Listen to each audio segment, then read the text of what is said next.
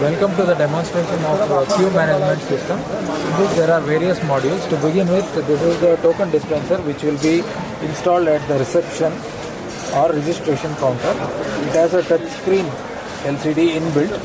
It shows the various services that are offered by the hospital.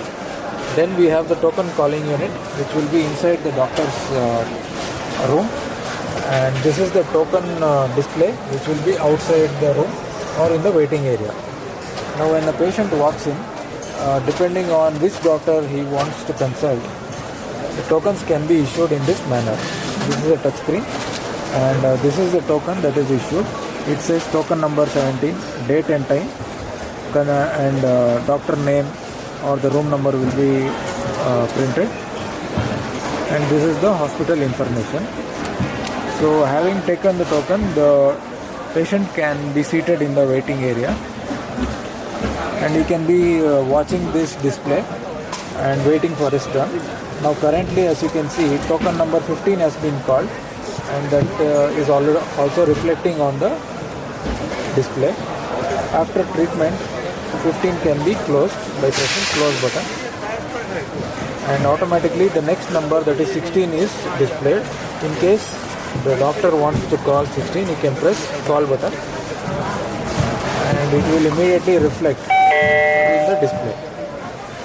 So 16 is called from counter number 1. 6, counter number 1. And we also have another calling unit. This belongs to another doctor. Doctor has called 503, and that also is shown along with token number 16. After treatment, the call can be closed. Now there is also one retain button that I will explain.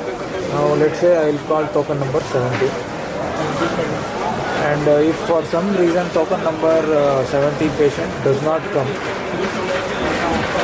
the doctor can retain the call,